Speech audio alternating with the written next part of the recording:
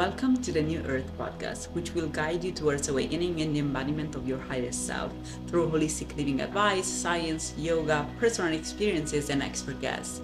Let's grow together and build a new Earth. I'm Nancy Crupi. I'm a scientist and I have a PhD in biology and 15 years of international scientific research experience in fields from inflammation to aging, neurobiology, nutrition, metabolic disorders, and much more. I'm also a Kundalini Awakened spiritual teacher, healer, and coach, and I practice and teach Kundalini Tantra. And I'm Robie Newman Paris. I'm a biologist with experience in neuroscience, and I've studied the ancient yogic sciences as well as other Eastern philosophies with gurus and yogis while spending a year and a half in India and in Bali. I now teach Kriya Yoga, breathwork, and meditation and help guide people in their spiritual development. Welcome back to another episode of the New Earth podcast. I'm Robie, and thank you for joining us today. We have a very special episode for you guys. We're going to be having a really interesting interview with someone that we want to be able to share a little bit of their perspective with you all. So welcome to the episode. As I said, I'm Robie, and I'm joined by Nancy. Thank you, Robie. Thank you, everybody. And Nancy, I'm a scientist. Robie is also a scientist and biologist. We're both biologists, and we're going to be talking today about fasting with David Day here from Argentina. He's a guru of fasting. Matter of fact, he's actually fasting today. And he's really very experienced, not just from the scientific standpoint, but also from a practical standpoint about fasting and what spiritually that means. So it was very important for us to give you a perspective that is really practical about the effects of fasting on your mind, on your body, and also spiritually speaking, like fasting has been a practice that even the Bible talks about fasting. Jesus as awakened to God through fasting. So it's really something that has the Buddha has fasted for 40 days and then he became enlightened. Because fasting is really a very deep, important practice for awakening, and it's oftentimes not enough talked about. People don't talk about fasting enough because we use a lot of other things today to reach awakening, but reality is that just fasting on its own, which means doing nothing at all, basically not ingesting anything, it's already a very powerful practice. So David, yourself, let us know who you are. Well, thank you very much for the introduction. It's a huge introduction. Such an honor to be here with you guys, sharing this vitally important knowledge. It's probably like the most important knowledge, if I could share something of value richness with people. It's this about fasting, about gaining autonomy in your own health, in honoring the cycles of your body. And as Nancy mentioned, it's been through history, all spiritual, or I would say most spiritual and religious practices, they all talk about this because it's such a powerful tool. Incredible. So tell us a little bit about where you come from. How did you get into fasting? Or Robie, do you have additional questions for him? Yeah, I mean, I think that's a great place to start. Yeah, all right. Well, I'm originally from Argentina. I grew up in this culture. I think we have a lot of similarities. So, like with the, I want to say the programming or the culture, that we would have to eat today, and I come from a background that I thought that if you don't eat for 2 or 3 days, you perish, you die, and yeah, my experience started actually when I was 25. I was like in a high protein diet, pursuing my athletic career. And I started having like a lot of digestive issues. And I went to this doctor and he told me his machine was broken to examine through a colonoscopy. So he told me just fast, you're going to fast for 7 to 10 days. And it doesn't matter because in that time frame, you're going to be healed. So it doesn't matter. You don't have to wait until my machine is on.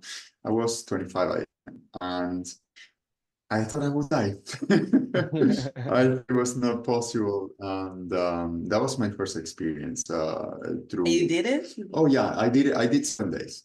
and it was very difficult. Then I mean, when I would start eating again, I was like eating like apple milk puree that I would like shred and eat it, and it gave me like remember the the acid reflux and all these things. But they were common, and I see that it's common in a lot of people's lives, having these symptoms and just oppressing them.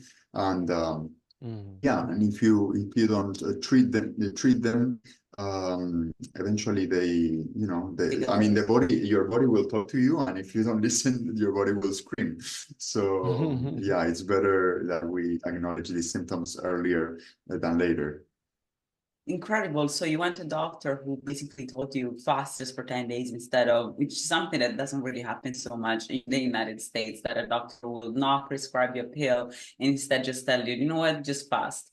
I think that is an incredible experience, especially considering, and then from that doctor telling you just fast for 10 days, this stemmed from there, like the fact that you now are a guru of fasting, your own field. Now, this stemmed from a doctor telling you just fast. That's incredible. Robie, do you have any question? Yeah, so I was wondering, this fast that was prescribed to you by your doctor, was this a dry fast? Were you drinking liquids, just water, or some juices as well? Or what was the structure of this? It was just water at the time, and it was incredible because I started having all this burst of energy, and I feel that I had like a lot of undigested food also within my system. Probably that was part of the problem. So my mother at the time, she was we had this house that we were like it was like a ranch, like an abandoned ranch, and we were like fixing it up. So there was a lot of physical labor, and I was able to, for most of the days, like have the energy to keep up for while I was doing that. Later on, I learned that in the fast it's better to rest as much as you can. It's good to have some movement to move the lymphatic system, but it's better to rest and allow the body to do its work and not combine it with efforts, right? I mean, it's okay to walk, it's okay to have a little movement, a little yoga can help, but it's optimal that we rest and allow the body to do its work. Oh, that's I'm very incredible interested that in through all that fast, you were able to still have, the physical energy to sustain your body to do kind of intense physical labor. So, you want to talk a little bit about how that might be possible? I mean, most people think that if you're not getting calories in, you can't be expending calories out. So, how does I'm this actually actually work? Yeah, well, that's a great question actually that you have. And really like the way that it works, it's very funny, I have to say. That would be the word. So like my last fast was a 5-day dry fast. In this video, I want to say I don't recommend dry fasting only under specific circumstances. So if not, I don't recommend it. I've been a fruitarian for over a decade. I have a lot of experience fasting, and that's why I recommend mainly water fasting with certain protocols. But myself, the last fast that I did was within almost 3 weeks ago. I did 5 days no food, no water consecutive, and during this fast, because all fasts are different, but this fast, day 3 and day 4, I was right in my bed. I say it, those days that you need to rest, and you will stand up just to go to a restroom or do a lap, and that's it. Resting all day. Day 5, I had energy again. I started like cleaning my vehicle and doing chores, going to get things, and it's very intermittent. I always say that day 3 is the hardest. Even if you go on a 10-day, 2-week water fast, day 10 is always the hardest because of the transition, and it could be some other hardest days, but within the process, at some point, the body might go on a healing crisis, which typically takes 2 to 3 days, where you might get a little bit fever or earache or something that the body is working on, and then you just have to go through it. I compare it to like swimming underwater and you're out of air. You have to wait until you get to a surface to breathe back in and kind of go with the process. So yeah, it's I always think that the energy burst that you have, because sometimes you will be very euphoric and your mind will start going very fast. It's a great moment for creativity. It's fantastic after you're riding the wave. It's great for studying. Actually, if you need to study and memorize things, it's a fantastic technique for that as well. But yeah, it's I forgot where I was going with this, but because we were saying, like, he was asking you why do you think you have so much energy despite your fasting? Which I would like to add something on that, because I've been working in the past 5 years on fasting and fasting mimicking in academic research. So I have fasted myself, or like did some fasting mimicking, and I also have my own theories on why we have so much energy. So please give your own perspective, and then I'd love to add something. Yes, of course. I was saying that it's wise to administer wisely your energy, because you will have a lot of energy by moments, and by moments you will be feeling very weak. It's just one step at a time, and I'm being wise. That the body is healing, because I always say the best doctor in the world, or there's no technology that cannot do a million times better healing for your body than your body itself. It's just that we have the energy outside, the energy inside, and honoring our cycles. If we are sleepy, like staying in bed instead of, sometimes we have like, oh, I have to wake up and go to work. And yeah, it's understandable, like we interact with the outside energy and the inside, but we have to constantly be aware and meditate. And if your body is telling you like, okay, like I've been sleepy, and you have to wake up with an alarm every single day, and you're not paying attention to those things, you're getting older faster. And listening to your body, it's something that I advise to mediate with the outside world, basically, to have better energy.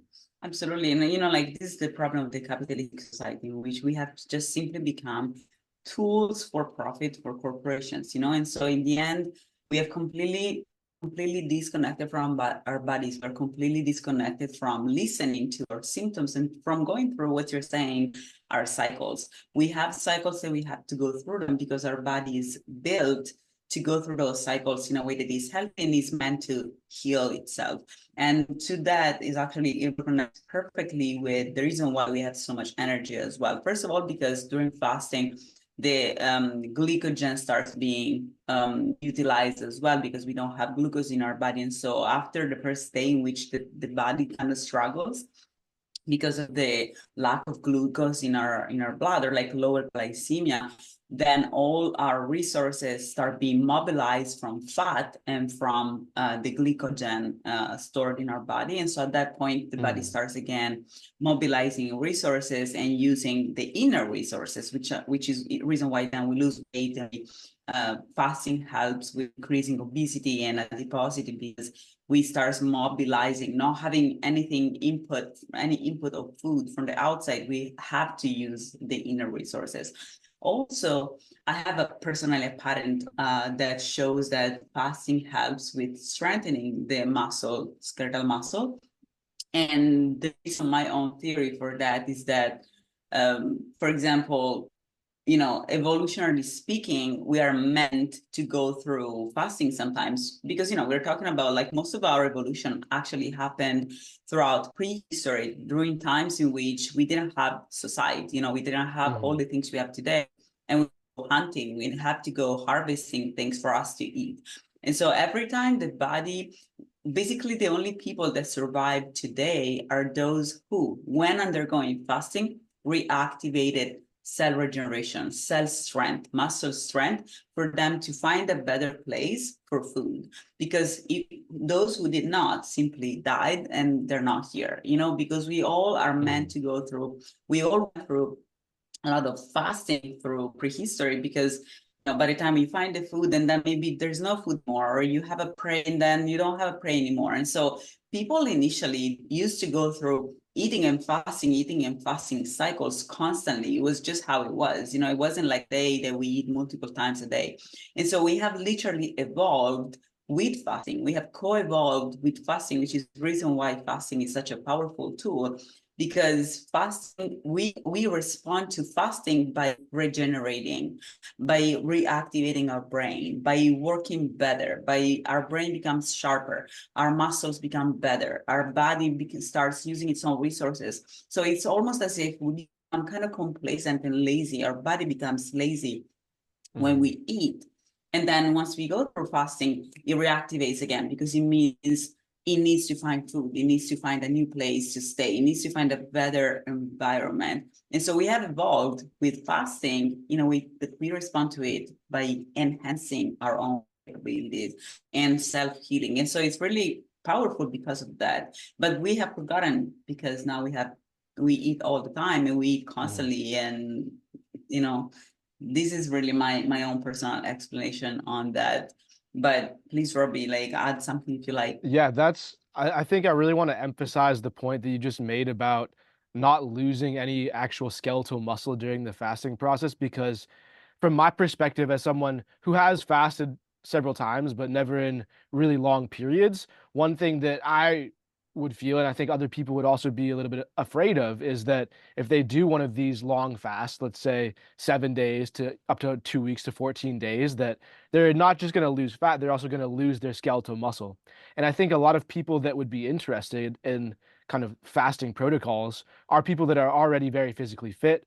They really care about their health. A lot of these people are going to the gym, almost every day, and they care about maintaining their skeletal muscles, and they think that if they do a fasting protocol, they're going to lose all of their gains from the gym, and they're going to feel weak afterwards. But really, this is not the case. It's kind of the opposite from what you guys are saying, and I think it's something that's really important to emphasize here. And another point that I wanted to bring up, and I wanted to hear your perspective on also, David, was just how much processed food the average person is eating in today's modern world, and how these toxins are stored in our digestive system. They're stored in our fat as well, and that through this process of fasting, we're able to actually clear out these toxins. Because what I've felt when I've fasted is that, despite the fact that I'm not eating for several days at a time, I'm still very much passing toxins out of my body.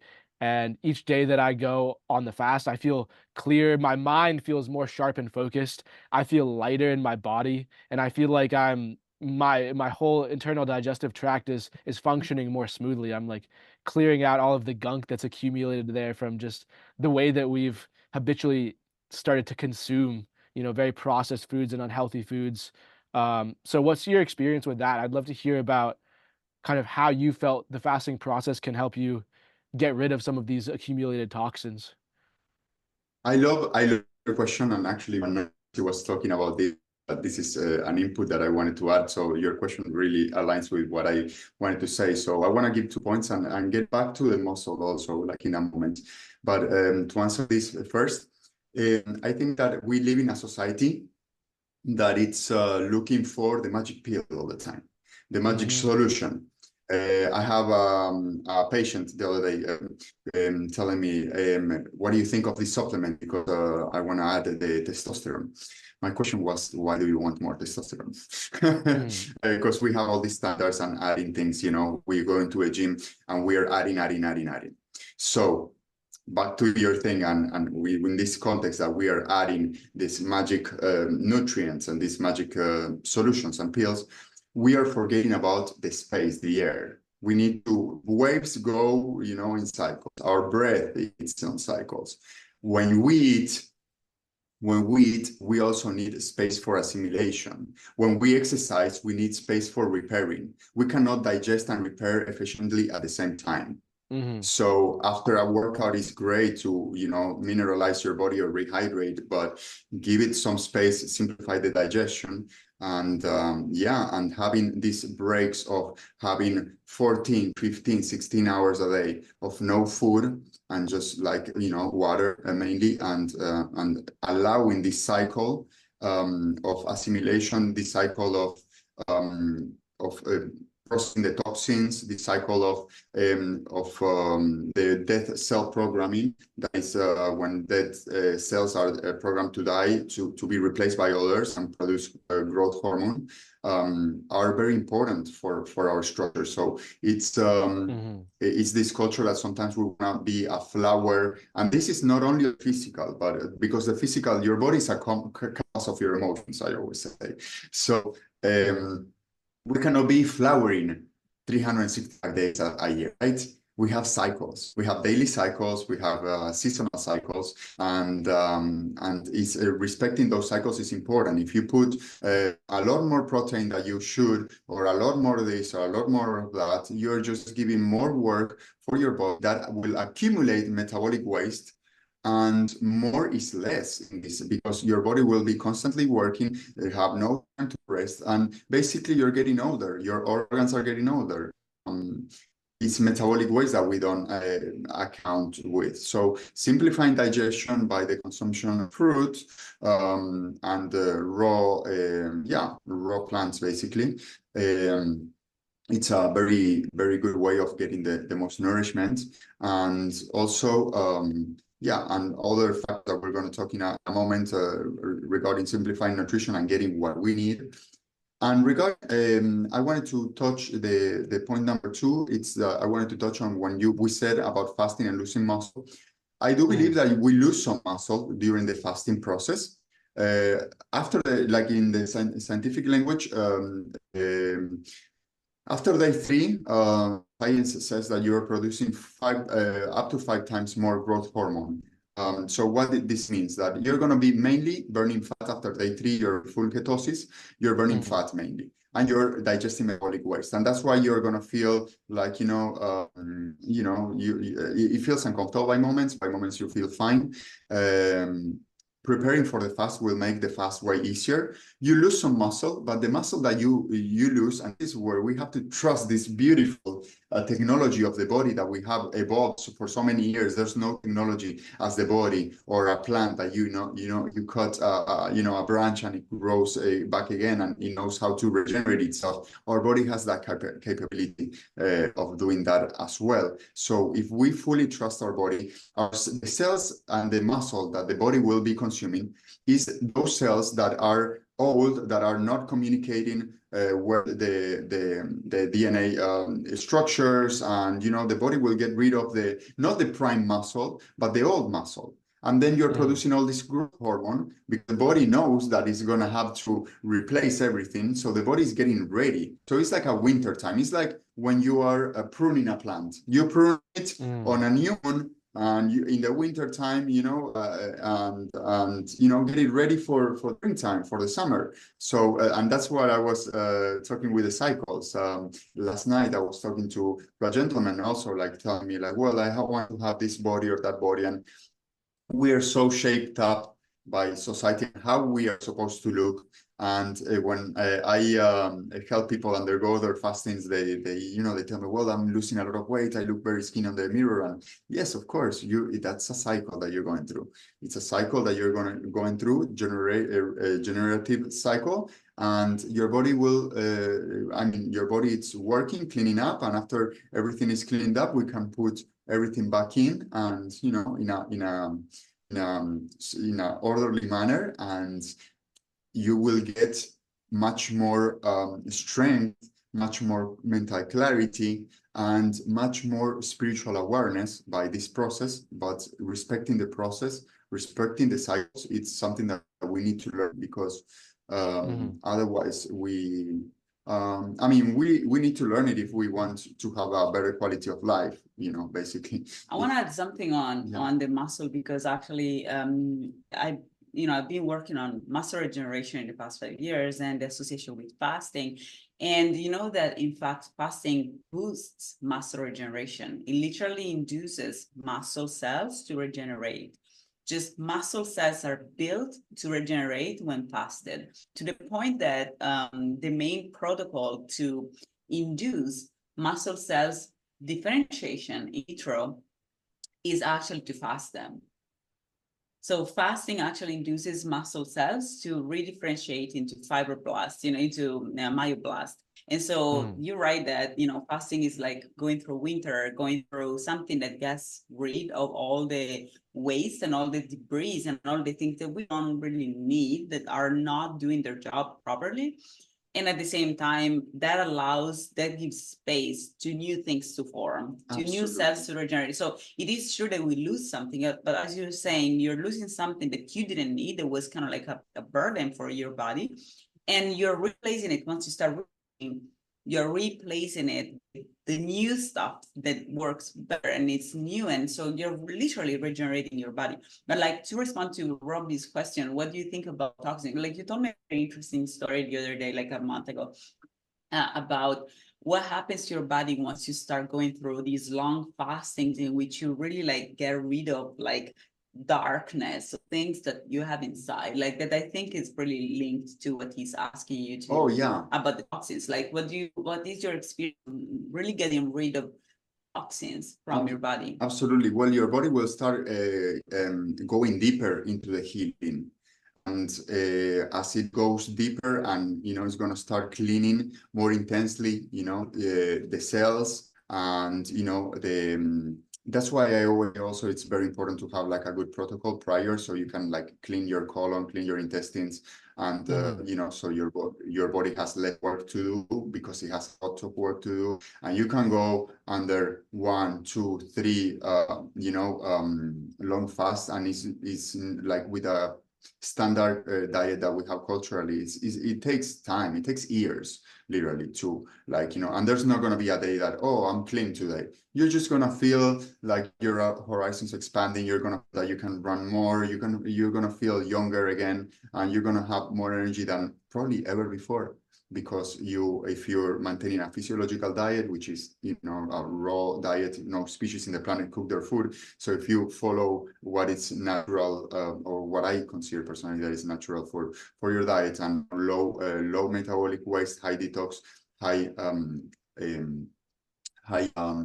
hydrating elements that you consume, and also with an electromagnetic field that nourish your electromagnetic field, then your horizons are expanded. Back to the eliminating the metabolic waste, just little examples. But typically day 7 or day 8, I see with most people, including myself, on a water fast, they will go to a restroom. Day 7, day 8 is very magical, because when you go to a restroom, you eliminate this black matter. Generally, it's like a black acid, it's like water, but black.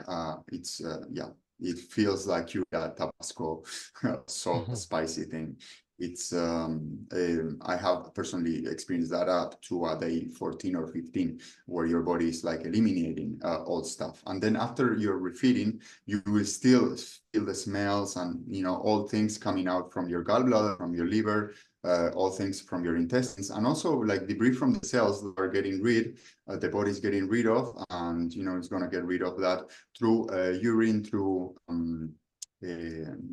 number 2, and also through the skin. Through the skin, always that I see people with skin problems, I link them most of the times with, I ask questions, of course, but with the lymphatic system. The lymphatic system, for our viewers to understand, the lymphatic system is a system that is like the sewer system of the body. And it has little stations of the sewer system. And then, imagine as trucks, getting all the impurities. And then when the body gets a break, and with a little movement, because the lymphatic system moves it's not like a compressed system like the cardiovascular system. It's a system that compresses and expands on temperature and on movement. But little by little, as it goes, taking all waste up, it's linked with also connected with the adrenal glands that are on top of the kidneys and the kidneys. And if the filtration of the kidneys is poor, it's because your lymphatic system is overloaded. So that's very important to acknowledge that when people have skin problems, it's because the kidneys generally have too much work, and then you have to start people have like these problems with the skin. That is quite funny, because sometimes the industry gives you the magic cream to take care of your skin problems, and really the skin problems are from the inside, not from the outside. Right. Most likely. likely, and very particular cases, of course, if you yourself on all those things that are from outside, but if you have eliminations through the skin, that's also a sign that your body's a little over. So there's a lot of ways that the body gets rid of all these toxins, and it's inevitable to reabsorb the toxins. You have to finish digesting everything that we ate.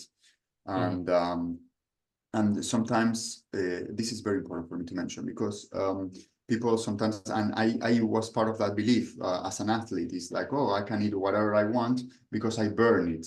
We're only thinking about the calories and not the metabolic weight. And it's like, yes, you're going to get calories out of it. You're going to get, maybe you get a few nutrients, but you're not going to get the hydration that is a mineralization of the body. Hydration is not drinking water, it's mineralizing the water with electrolytes.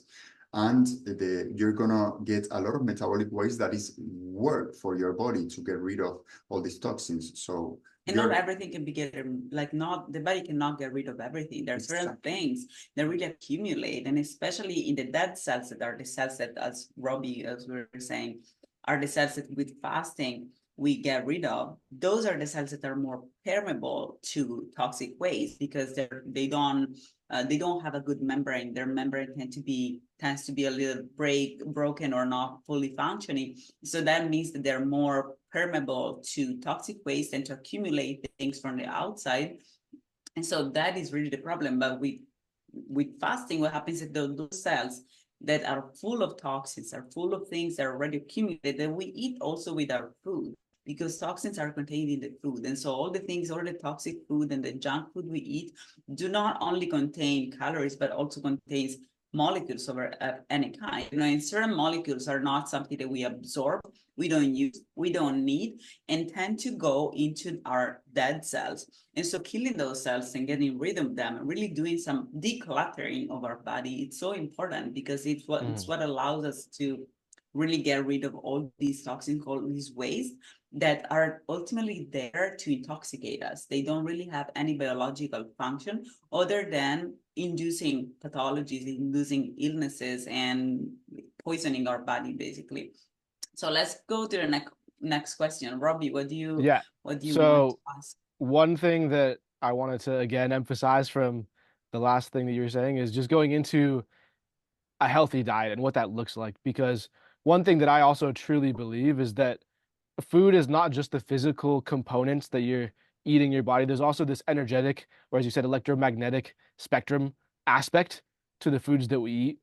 And, we're not just physical beings. We have all of these different layers of our being. And when we take in nourishment, we're not just nourishing the physical being, we're nourishing the energetic body, we're nourishing our mind. You can even think about consuming, not even as just consuming food, but even you can put this as something that you consume with your other senses, like the television that you watch. All of these things are active consuming, but all of the things that you consume, you really, really, really, it's important to consume consciously. Take in only the good. You be like this selective filter where you decide, okay, this is something that's serving my highest good, I'm going to consume it, or this is something that's not serving my highest good, I'm going to try to avoid it. And obviously, we live in an imperfect world. There's going to be times where maybe you're running really late and you only have time to grab a quick bite to eat at the grocery store, and you have to get something that's a little bit processed. So there are going to be times where these toxins can accumulate. And, maybe you're in a social situation and, there's something, even the conversation that someone's having can be, something that you're taking in.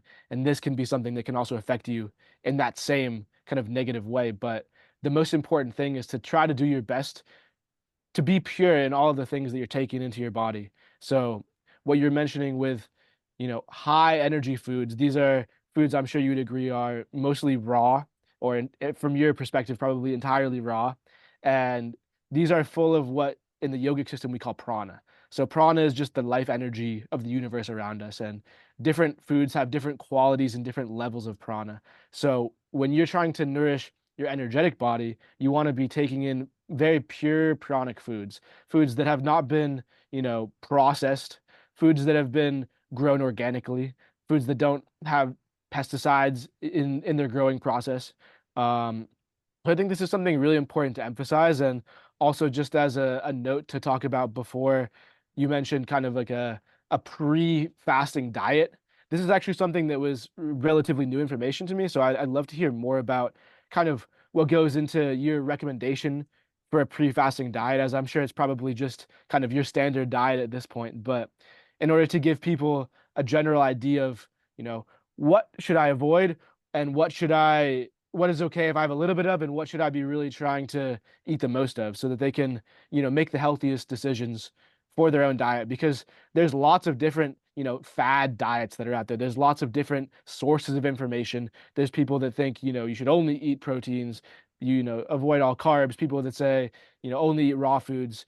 But in order to kind of like eliminate some of that noise and to understand what foods are actually going to best serve both our physical and energetic bodies, I'd love to hear a little bit about what you felt through from your experience with different diets, and how you've kind of found what works best for you, and the effects you felt from that. Thank you for the question, and this question also will open up to a lot of the things that you're mentioning, that I am smiling when I hear you saying about curating the content of what we consume, that it's so important. So what I consider that is an optimal diet, after I have gone 9 years on a full protein, high quality diet, with like heavy on meats, and yeah, experimented in my own body, like, both sides of the spectrum. I come from a society and a culture that it's very meat inclined, and there's all this information that it's scientific or whatever, that that says a lot of things. And for me, it was a matter of when I started listening to my body in a conscious way, in a conscious level, I started taking things out and saying, I don't feel like eating this, I'm gonna take this out. And it's like, well, but that's healthy. It's like, I am not feeling that it's healthy, shutting down a little bit of what was programmed to me. And it was never a goal to really become a fruitarian. It was just something that happened organically, consequent also with my life circumstances at the time, where I needed a lot of power, a lot of energy. I had little time, little resources, and so I had to choose.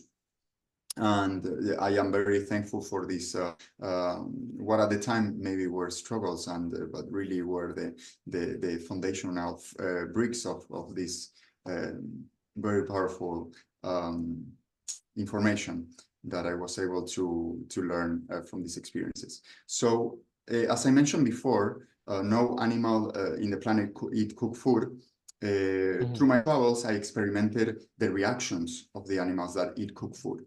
And I can talk to you the reactions from a bear to the reactions of a squirrel, and to a monkey, how they get more aggressive between each other, how they get obsessed with food, how they eat when they are not hungry, because they try processed food, and it could be something with flour, something cooked, and because it's not natural, and it overstimulates the palate, and it distorts the palate. So I actually have one of the videos on my Instagram, stating that cooked food makes with a question, is cooked food making you aggressive, and really, like, it does that with all animals. And all we know in human history also is like, oh, well, men ate cooked food for a long time. Well, we know about all the wars and all the things that we struggle with. There's a lot of high levels of violence and aggression, and I think this energy transmutes a lot. So going back to the basics, I think that we are meant to eat what is raw as any other species in the planet. I emphasize on fruits, because fruits have a lot of energy, and we only worry in modern society about energy and nutrients, right? I have 3 more factors. That is the hydration, because if food is not hydrating you, it's dehydrating you. And adding salt, adding oil will make you, not only unbalanced, but it's gonna, cut that electromagnetic in your body. So it's the electromagnetic field in your body that counts, that we never talk about it. We talk about the protein and the calcium. We never talk about the electromagnetic field. We never talk about the metabolic waste or the detoxing power, because it's not the same eating, a bag of apples to eating the same amount on a salmon, for example, that most people think that salmon is great. And what about the metabolic waste of the salmon? Where does that go? Where an apple has a lot of malic acid, and it will clean your liver, and it will, help you detoxify the intestinal system, and also will hydrate you, will energize you, and will provide you a great electromagnetic field. So I think an experience, I can say that I experienced in my own, for over a decade, what is to intentionally be on raw foods.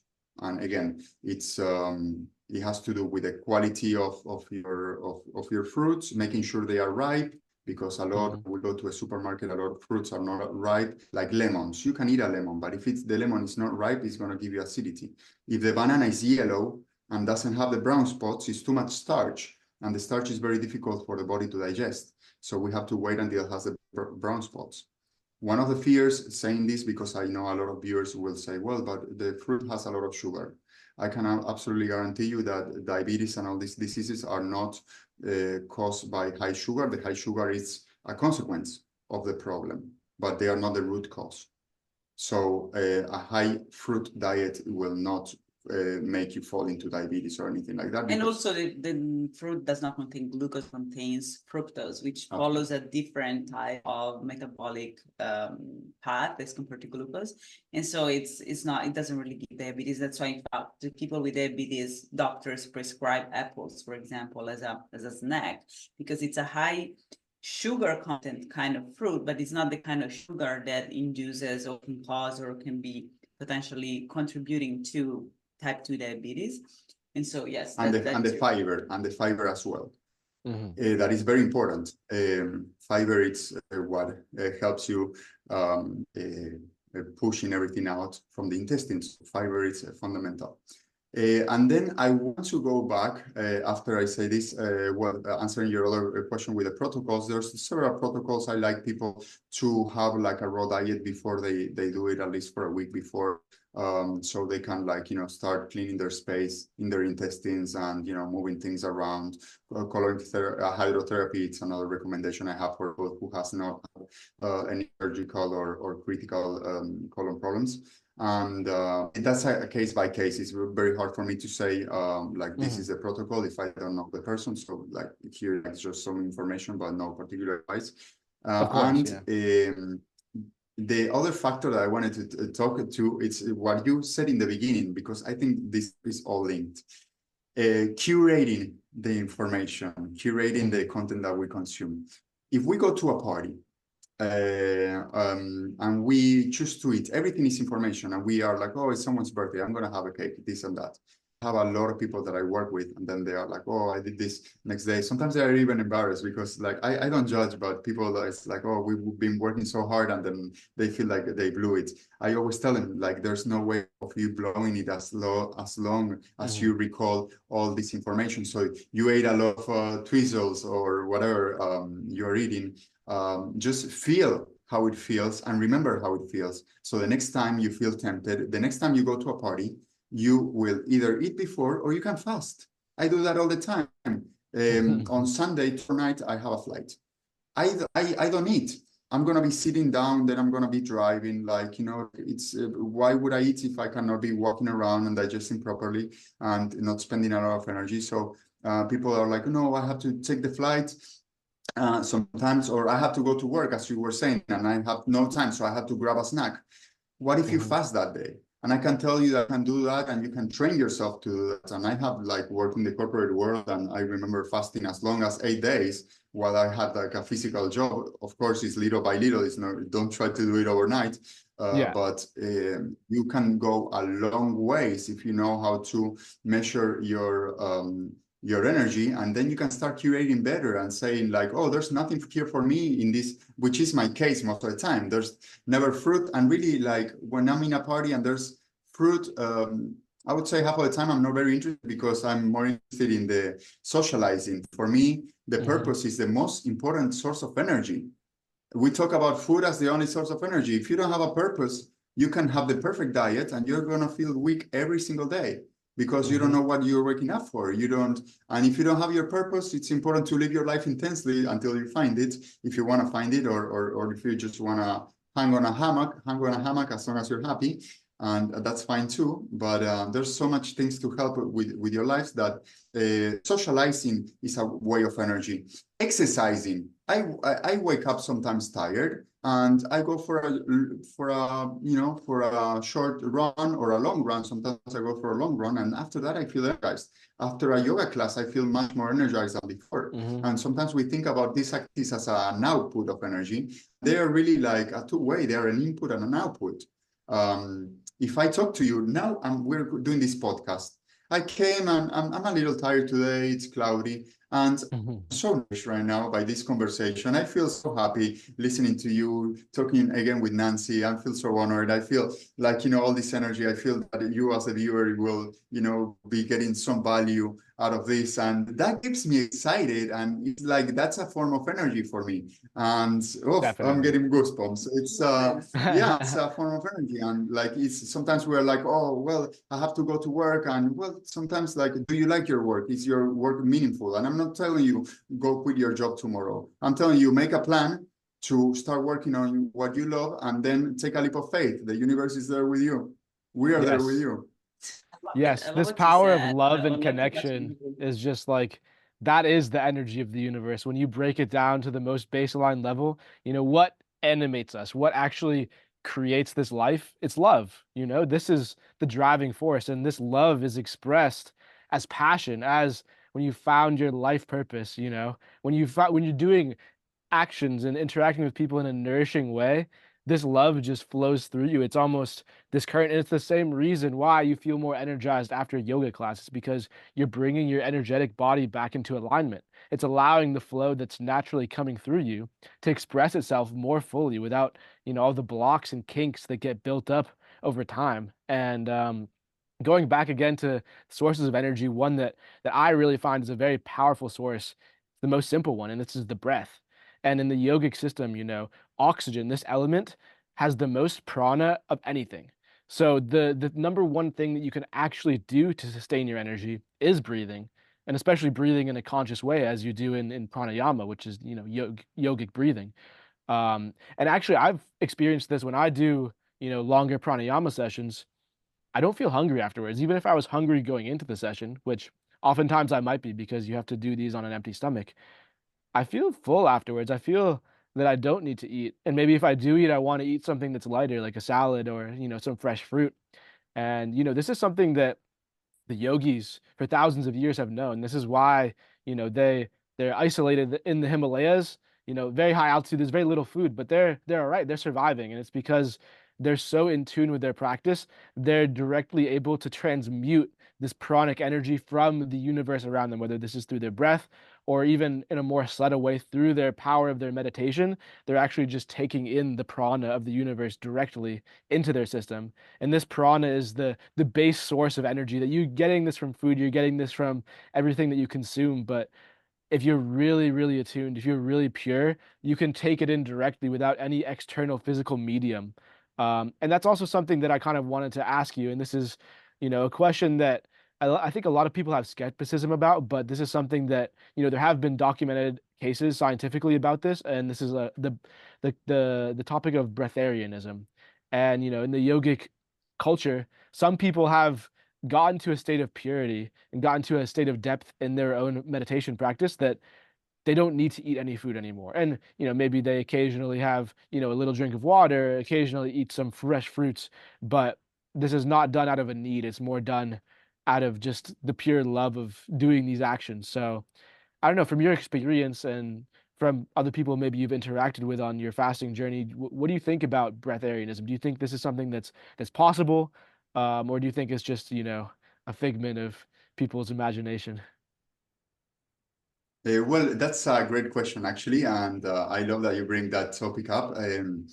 I have medical friends, medical doctor friends, that they affirm that, on their, because I always say that, the way that we approach science sometimes is through the books and the papers, the theory, but the practice is different. I want to mention this first, like they actually explained to me how it is possible in a healthy body. On my personal experience, what I can tell you, well, also I'm not directly connected, but I know someone who is in that path, and what I can tell you from my experience is that when you start cleaning your body, because we have all this load, we have all this load that we eat more to be more muscular and look stronger because we have an inner a weak core, and we're not trusting our own body and its adaptations. So when we start releasing energetically, and what we release energetically, we release it physically, right? Because like a physical, interaction is an energetic interaction, and vice versa. Like, as I was saying earlier, your body is a canvas of what's going on to you energetically. So you start getting lighter. On my experience, the longest dry fast that I did, it was 9 days and 8 days consecutive. So I had a refeeding in the middle. In the same month, I did 9 days and 8 days.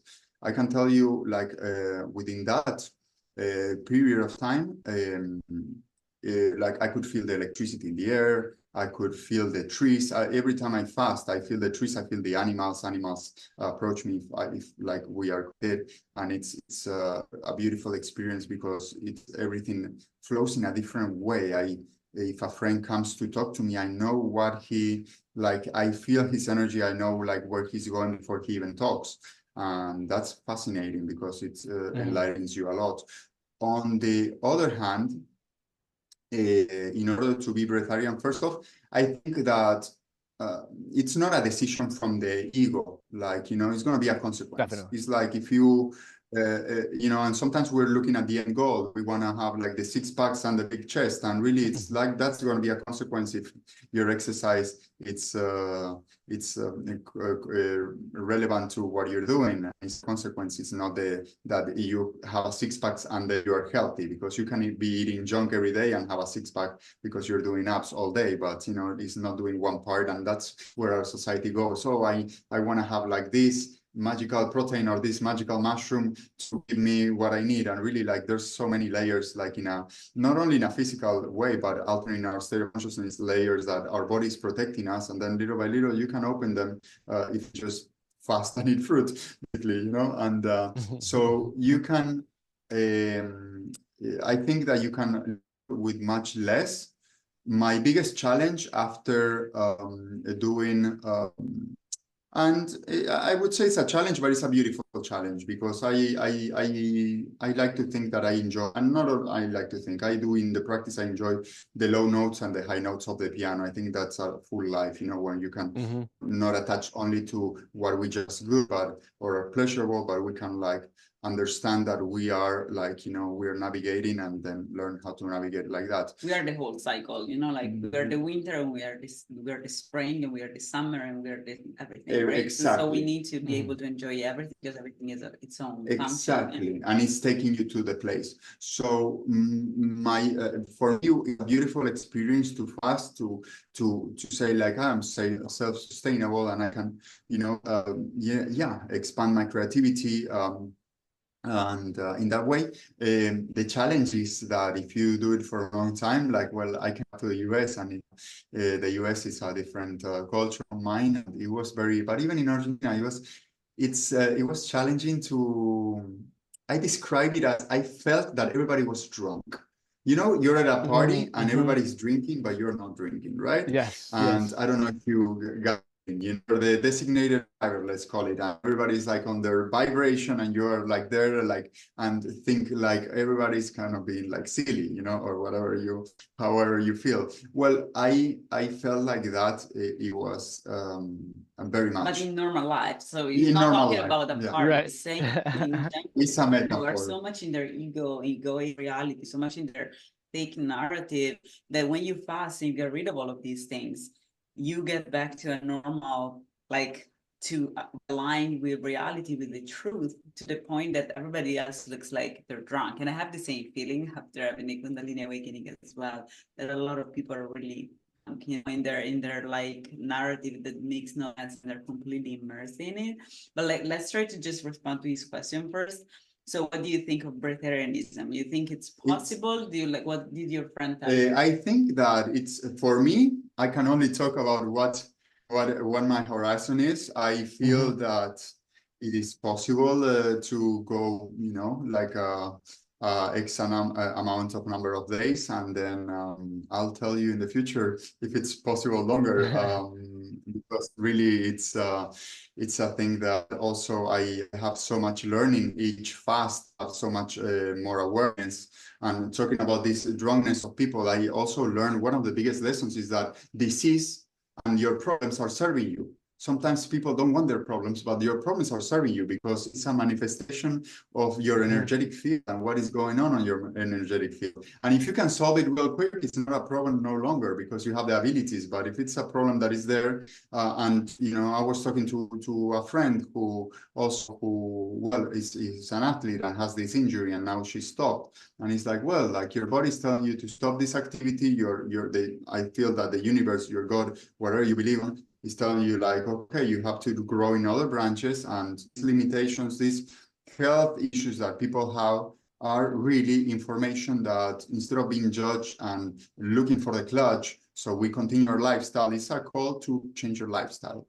So I think vegetarianism, it's possible, but there's so much, it's not going to be like, okay, I'm going to just do it. There's, as we were saying with the six pack is going to be a consequence of a thing, but you can be very unhealthy and have it and for that, or you can be holistic, understand that everything is connected, that you're connected to your society, that you get all the forms of nourishment with a fulfillment, with your community, with your actions, with what you're doing, with your family. And when you untie all those knots, then we can talk about vegetarianism.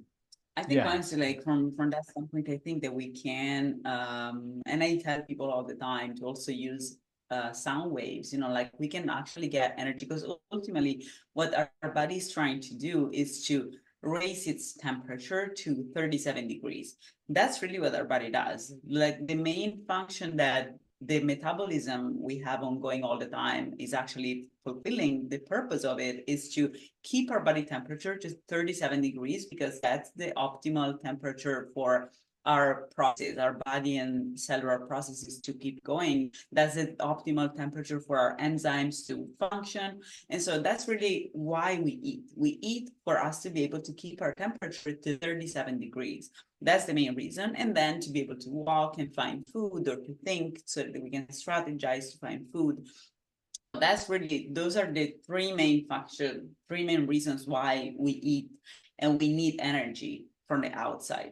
But ultimately, for example, the sun is a form of energy, because if the point is trying to maintain the temperature to 37 degrees, there are animals who are cold-blooded, who don't actually have a system to keep their temperature high, and so they need the sun. And so this means that we can use the sun. We, as a matter of fact, our skin can use the sun as a form of energy. Our skin uses the sun. Yeah, uses the sun not only to warm up our body, but to also use vitamins. For example, the vitamin D is transformed thanks to the skin, right? Thanks to the sun that hits the skin.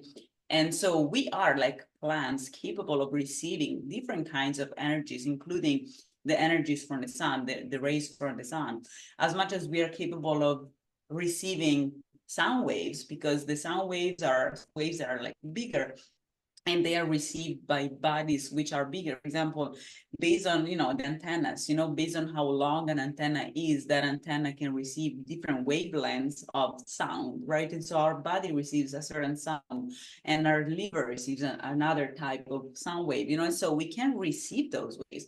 The thing is that we do receive those waves. We don't realize that we receive them, and so we don't consciously use all that energy. But once we start reconnecting with our body and getting rid of all of this mind, narrative and the ego, we really restart realizing that energy is everywhere. It's not just oxygen. Oxygen is a source of energy for the brain, because it's necessary for our cells, especially, to work.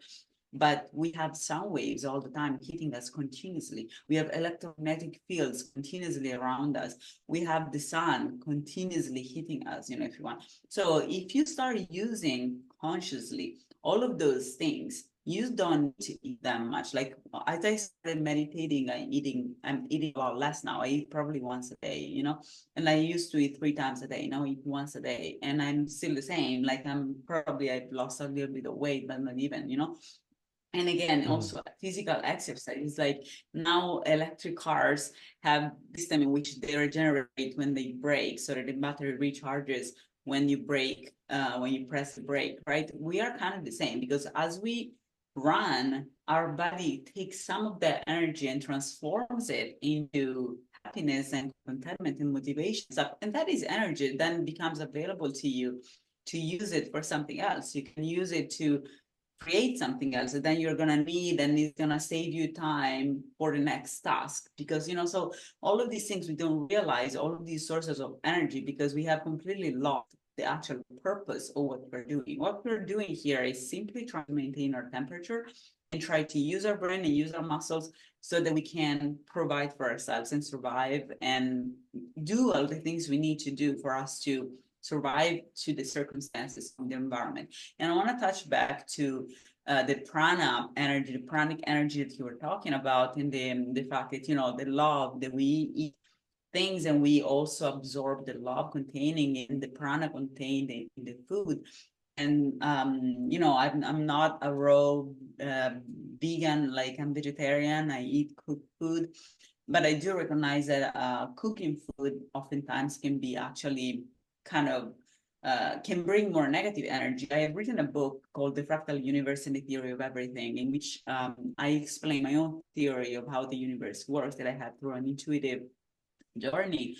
And reality is that the Big Bang on its own has heated up the universe. And what we're doing right now as a universe, not just as humans, is we're cooling down from Big Bang. What is happening today is that as the energy of the Big Bang is dispersing through the expansion of the universe that is still ongoing, the universe is also cooling down. And so as it cools down, the positive energy, the loving energy of the universe blooms and restarts getting away from the trauma of the Big Bang and regaining its own positive tunes, positive notes. And so I think that actually reheating food can actually completely fit with that explanation, in the sense that it kind of re-traumatizes the food. It re-traumatizes the food and it adds trauma that then we're trying to disperse the trauma of the Big Bang. And instead, by eating again food or cooked food, we are re-eating things. We are eating things that give us back again that energy that we're so much trying to disperse throughout our own growth. We grow because we have energy coming also from the Big Bang that is still dispersing through us. And as we grow, that's why people tend to have their spiritual awakening in their midlife, because we stop growing and we go out of this trauma, and we not only the trauma of the Big Bang, but because it takes the shape of family trauma, psychological trauma, physical trauma. It takes the shape of trauma in every form, right? And so as we grow out of it and as we disperse that energy, we are supposed to just cool down, right? That's what we're supposed to do. And that's when we finally can awaken to reality, and we start growing in a positive way. We can start actually be more loving, more spiritual, more positive, and actually on into the pranic energy of the universe. But instead, if we keep adding heat, in a sense, and heat is not just in terms of temperature, because when you eat the food, as much as when a star, a star that has a certain temperature, as also certain kinds of chemicals in it, because for that star to have that temperature, the only way to do that, to reach that temperature, is to have that kind of chemicals in it. And so to a certain temperature corresponds certain kind of chemicals and chemical bonds. And so when we eat the food, when we cook the food, we also create covalent bonds and molecules that are literally created through the process of cooking, that are not present in raw food. And so when we eat it, our body knows that we're eating food that is possibly re-traumatized. It is food that comes from a source, especially when it's burned. And in fact, burned food causes cancer in the end. So if we eat food that is, and this is not to say that cooked food induces cancer, because we don't have evidence of that. Although there are, now the WHO is banning the red meat, processed meat, because it causes pathologies, illnesses apparently. And so cooked food has different chemical compositions as compared to raw food, and contains things that don't come naturally. Like a plant does not produce those chemicals. A plant does not produce those chemical bonds and those molecules, but produces fruit. And fruit contains certain things. It contains fibers, and fibers are also important because they allow our body to absorb glucose or fructose or all the fats potentially contained in the fruit as well, with a curve that is more like has a different type of release in our body. So it doesn't peak like it will happen if you eat a donut. It's like it has a slower release, and it's healthier, and it nourishes you for longer, and it gives you a feeling of being nourished and full for longer. But anyways, I really align with what you're saying for the raw food. I think it may be really interesting to study how the chemical composition of raw food, I don't think there is a lot of research on that, but how the composition of raw food and cooked food affects the body. But I feel like most people are very much in a grosser type of spiritual energy, to the point that they don't even feel these differences. Because this also happened to me, for example, like I say, from personal experience. When people have all of these distraction, like they junk food, and then they go to the gym and they put more stuff, and then they go to work and they're stressed out and they're misaligned, and they have bad interactions with people, and they have toxic relationships, and they have so many toxic things going around, and unhealthy ways of living and misalignments, that they can't see the difference between cooked food or raw food. And so what fasting does is really, it gets rid of all of this noise, but then you finally have this blank space, this neutral space, in which then everything you put in the refeeding phase. Also, it's interesting, I would like you to talk about that. When you put a drop at a time, at that point, because you have recalibrated, you have neutralized everything else, and once you recalibrate, then every drop you add from then on, you're gonna feel the difference, how it feels like. Feel the pranic energy, the electromagnetic field of the food, how it makes you feel. But first of all, people need to go through, again, fasting is a way of purifying not just the body, but also to recalibrate our instruments, so that we finally can feel the difference between these things. Because otherwise there's so much noise that people don't see the difference between, like that's why people change head on me. Because if you don't, and it comes all together. Because if you fast, and as you're saying, when you fast, you initially have this feeling that you need to stay home, you need to stay in bed. If you listen to your body, fasting can be an incredible teacher, because it forces you to a little bit of isolation, a little bit of inner work, a little bit of saying no. And by saying no, you're simply isolating from things, so that you have this time in this space to neutralize and recalibrate and get back to yourself, and also reach the impact. And this is so interesting what you said about people feeling drunk, because something that I told him one of the first times that we had a conversation is that I'm also psychic, because I tend to, when I talk to people, and I don't know exactly what they're thinking, but I can perceive that they're thinking something else. They're telling me something, but there's something in the back of their head, that they're thinking. And he said, when I talked to David, that's it. There's nothing else. Like, this is really what he's like, what he's showing is what he's thinking. He's really aligned. And this is so rare. Like, the great majority of people have these, they're telling you something, but they have bad thought. I think through fasting, you have literally really killed the part of the brain that people have so much nurtured instead through, our narcissistic society, that instead is the part of the brain that make people compulsively think and have back thoughts and have a goal. When they talk to people, they always think of reaching something. They're trying to reach something because they are like this, and instead, once you're lying, you're a point. And when you're a point, you're not really going anywhere, you're being present. I feel like I have that feeling with you, like that you really are really present. And I think it really comes from fasting and clearing your brain from all of these, because when you fast, you're also forcing your body to only use the essential, only use the energy essential tasks, because you're fasting, you don't have energy, right? You don't have excessive energy to use. You can only do what is necessary. And so if you can only do what is necessary, what are you gonna do? Be present, right? That's the only Absolutely. thing.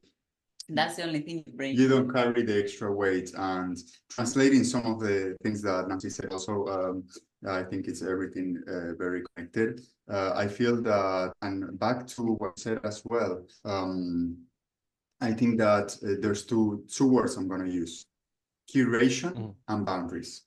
I work with people, a dear friend of mine, for example, or it could be anyone. It's they live in a very, maybe their profession, it's a very high profile profession, but there's a lot of stress. There's a lot of stress. There's a lot of things, and people. We are beings of within. We have the need of connection. Connection is not it's a basic need, community connection. And when we live circumstances that are traumatic, we try to match that energy in a way or another. And if you are having these conversations at work or having stress, most likely you're not going to feel like eating watermelon, but you're going to feel like eating denser foods. And because you want to match inside what's outside, because we have this need of connecting. I think also why I use the word curation, something you mentioned earlier, we have this conversation sometimes with people, like, because the content that we consume is with our eyes, with our ears, who we speak to. How do we feel after we speak to someone? And maybe they will be telling you something very traumatic. You're in an empowered stand, where you can be present and and find solutions together, connect, empathize, and move forward from there. I feel that that's like you're gonna be energized out of that instead of drained, right? It depends on. It's like you have a leak in the boat, and if you're trying to take the water out, that's a technique. There's no right or wrong here, but I choose to see where the leak is at and work on the leak, so the water that is outside, and the water inside is inside. And especially in Argentina, most of my friends have lives where they eat dead animals and sports and talk about those things, but they know that I transition from that, and when they come and tell me something that is a conversation that is nourishing for me, I take it to the other side or get personal with another question, or either set boundaries, redirect the conversation, and it's funny. I was the other time, this was a couple, maybe 2 months ago, I was in this sauna. It looked like a movie scene. I was inside a sauna, and there were 5 other people inside the sauna, and they were all talking, all health conscious people, just talking about altering their state of consciousness, more or less naturally. And it was quite funny because I didn't resonate with anything that they were saying, because I think that, well, you take the tools that you need and they resonate. It just doesn't resonate with me. I have other methodologies, and I just like allowing and being conscious and feel what I need to feel. And then from there, I will, my subconscious will expand at its own rhythm, instead of taking something that will open all the windows, and then I have to deal with all the trauma that, from opening windows I was not ready for. I see a lot of people go through that, especially modernizing and romanticizing some water substance. But in this conversation, I was trapped in a sauna, and then I redirected the conversation on how about just taking out instead of putting back in, and try this other thing and try this other thing, because that was the dynamic of the conversation. I was like, what if you take everything out? What is there? What is left? and these conversations, it's like, hey, you're going to eat super healthy.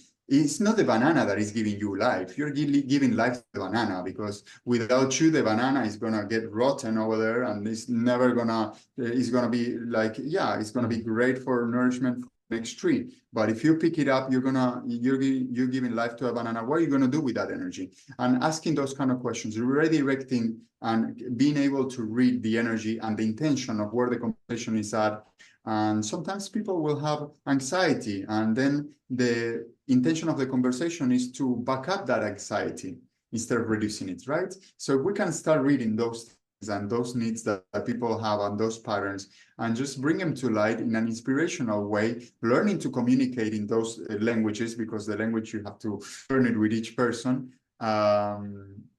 It's very beautiful, because it's a way of not only not being drained by the energy we consume, and choosing better what videos we watch, choosing better if we go to the movies or not. I don't go to movies at all, because of that reason. It's not, I don't want that, I won't say programming, but that, those things, I rather spend my time practicing an instrument or doing something that it will nourish me. And if we get into that boundary, redirection, curation of the content we consume, then we have less to carry on. We have less with more miles per gallon.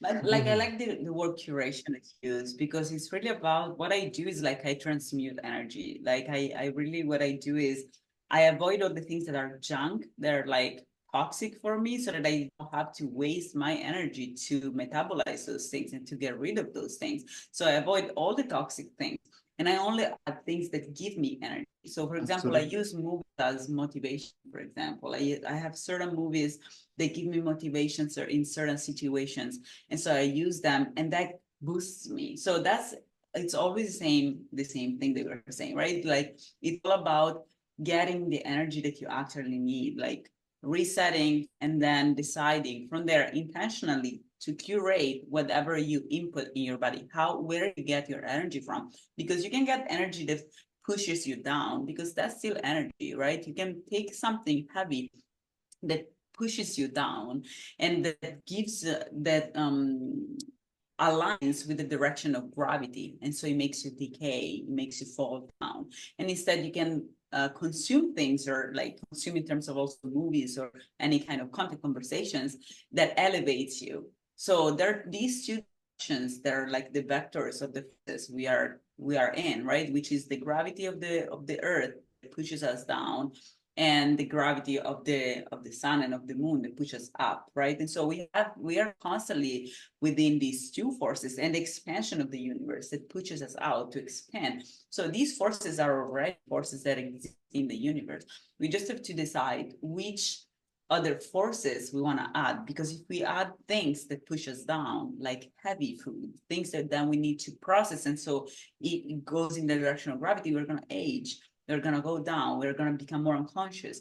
And instead, if we choose things that elevate us, that give us more energy to go up, then we're going to add to that kind of vector that already exists. We're already going in that direction. We just have to add to it. So it has to be conscious. So I really love the word creating. And I would like for you to talk specifically, unless Robie has also an additional question, but like, I would like to also talk now or after his question, about your experience on the island, that you told me about your spine injury, your food and everything. That was a beautiful story about fasting. That's why I want him to share that with us, if you like.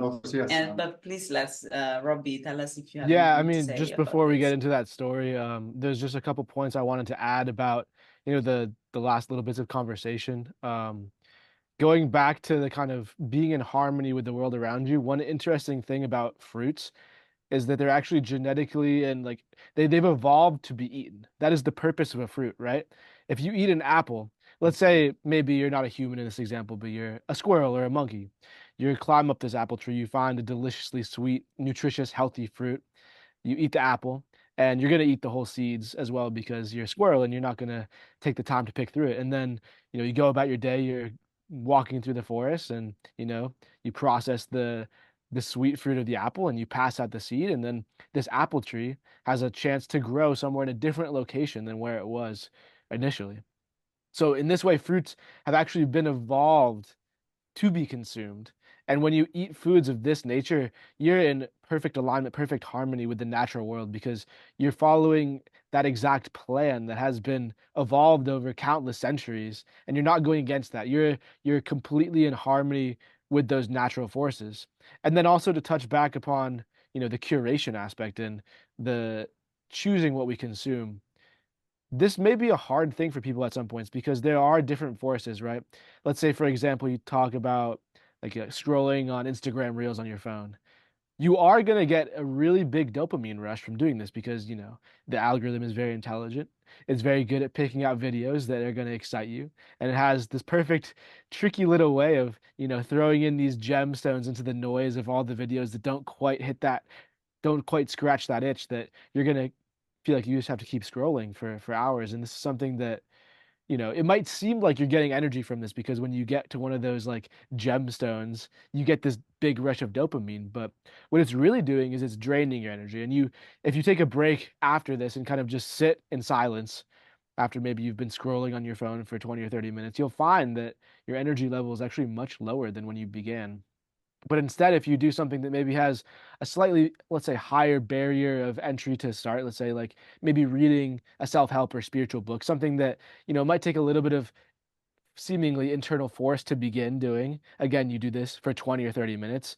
Even if that barrier of entry of energy perceived is a little bit higher, by the time you're done reading after 20 or 30 minutes, you're going to feel like you've gained so much energy back from your actions. And yeah, this can be from every aspect of our life, right? It's important to bring this consciousness into every aspect and do things that are building you up, even if it in the beginning might be hard to kind of build these habits. And it is for most people because, we've been conditioned by society. We've been conditioned specifically by, the algorithms in our phones and the way that they've impacted the world to choose the things that are going to give us that instantaneous high, that dopamine rush, whether that's, again, scrolling on your phone, whether that's eating the bag of chips, which also have been purposefully chemically engineered to be both very tasty, but also leave you feeling unsatisfied. It's really incredible that millions of dollars of scientific research, years of study has been put into creating specific chemical formulas where the more you eat, the less satisfied you feel. It's why, even if a bag of chips, say, has like 2,000 calories in it, you can eat the whole thing and still not feel satisfied afterward. That's been chemically done. This is on purpose. This is the way that these massive companies keep you buying their products and keep you leaving that feeling of hunger inside. But if you instead, eat some fresh fruit, eat some like a handful of fresh nuts, you're not going to have that same feeling afterwards. You're going to feel satisfied. You're going to feel complete. And it's the same thing with the phone, if you instead decide to read a book, instead decide to go out in nature and just sit in the sun and listen to the sound of the birds. Initially, it might feel kind of difficult because there's so much conditioning that's been put behind us to, do the things that are easy, they kind of grip you and they take the energy from you in the sense that you don't have to put that much energy in to do them because there's so much of that instantaneous gratification that you get back right away from doing them. But really, that instant gratification is not going to get you anywhere in the long run. And where you can really attain these more lasting states of fulfillment and happiness. And I really do believe that, peace and harmony and love, these are coming from a sense of fullness, a sense of completeness, where there's less feeling of need inside of your body. There's less lack. There's more of this wholeness. And when you get to this state of wholeness, you really feel in harmony with everything. You feel in harmony with yourself. You feel in harmony with the world around you. There's less that you need to bring in. And it's the same reason that we've been talking about this whole time with fasting, where when you're getting rid of these impurities that are stopping you from being in that state of harmony, you actually need less. And it's the same thing with doing spiritual practice, doing meditation, doing breath work. When you bring yourself into more alignment, because that's what these techniques are doing, they're realigning your mind, your energy, and your physical body. They're bringing them together. When these things happen, you're able to flow so much more smoothly that the input you need is much, much less. And the barrier for doing these kind of healthy activities goes down over time as you start to really put it together. They say it takes 1 month to form a habit, but for some of these practices I've personally experienced, it takes a little bit longer than that. But because they can be challenging in the beginning to kind of get over that mental barrier that conditioning is put onto you. Okay, it's like, okay, this is kind of difficult in this moment. I want to give up. I want to stop this. But if you instead persevere and keep doing the little effort over the long time, really, you can't help but to do it, because when you don't do it, when you skip a day, or if something happens and for some reason you can't do your practice, you'll feel that inside. You'll feel that out of alignment sensation. You'll feel out of balance. You'll feel out of harmony. And that kind of dissonance, you'll want to do your practice immediately. You'll want to eat the healthy foods immediately. You want to read the book instead of scrolling on your phone immediately, because you know how good it feels to be in that state of flow instead of being stuck in that loop of instant gratification. But yeah, those are the points I wanted to add, and I'd love to now jump into the story if you'd want to share. I think this could be a good way to close the episode, just to give people a nice way to understand how fasting can actually impact their lives in a real sense. Fantastic. Well, I want to touch on something very little that on what you said regarding because sometimes I also think that we have all this engineering and the companies doing all this addicted food, but really I want to be super honest. They are serving you. They're serving the goal. Like if you don't have a purpose, if you don't have like this joy in life, I mean, this happiness that is a basic need, you're in a vulnerable state. You're in a vulnerable state if you don't have that purpose, and you're going to have voids, and you're going to start picking on your family trauma and your problems from the past. You're going to relive them all the time. And if there's no problem, what is not a problem for other people is going to be a problem for you. And so if you don't have this root of nourishment, that is the purpose, and your will to enlighten, because you can enlighten or discourage, right? And I don't want to be too dualistic, but ultimately, let's put it that way. And if you don't have that will, you're in a vulnerable position where you're going to be looking for the experiences and different forms of joy and happiness. So scrolling to Instagram is that, eating the bag of chips is that, it's filling a void. And maybe you can eat a bag of chips and realize right away, and maybe you need to eat 100 of bags of chips. I don't like to think of these things. Of course, they are not I think they are discouraging substances, but I'm very optimistic on the thing that things become more and more obvious, and then there's be a point where they are so obvious that ultimately these companies are serving you, because then you realize for motus proprio that they're accelerating the process of the pain. They bring you to the pain of doing all of these toxic things. They accelerate it so much, which is what is happening today. Like now people are using so much because these things are addictive, and so because it's addictive, then people realize it's addictive. If it wasn't addictive, it would have taken a lot longer to realize that it's toxic for you. So I agree with you. Absolutely. This is how the universe is designed. It's everything. It's like has like when I talk to people about parasites, because I work on the parasiting protocols. And the parasites are not the bad guys. Actually, they are the guys that are eating all the metabolic waste inside of you and your nutrients as well. Not optimal to have parasites, of course, in an energetic level, but with those parasites, you would have like a lot more metabolic waste, a lot of more heavy metals and plastics inside of you. So it's like having mice in your garage. Clean up your garage and the mice will go. You don't have to kill them.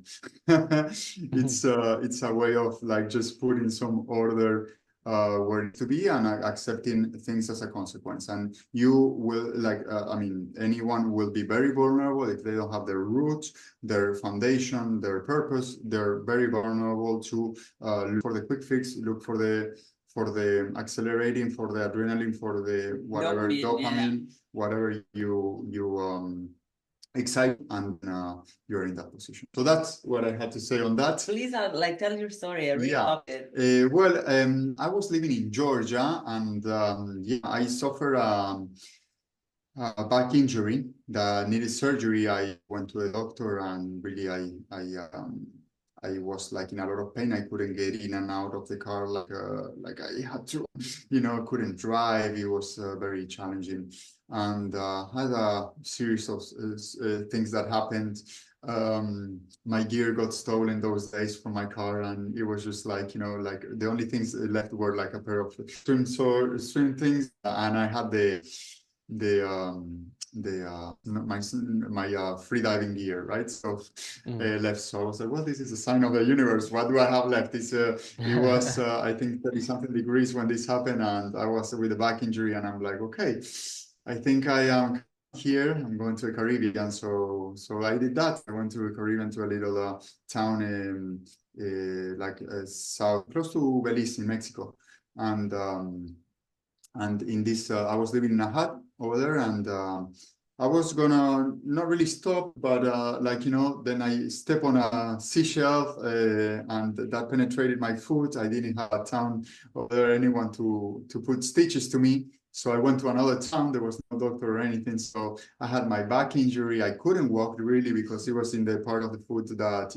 like in the muscle where you step. So I couldn't step on that without it opening, and I had no way of getting stitches. So I was like, well, I interpreted that the universe wanted me to stop. That was my reading, and so I did.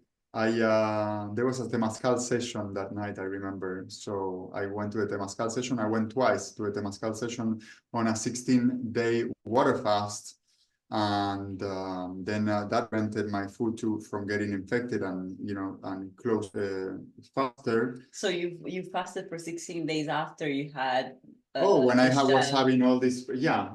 When I was having my foot was open, my back was hurting, so I just understood that the universe was asking me for calmness. And really, if you would have taken a helicopter to get me out of there, like, where would you take me?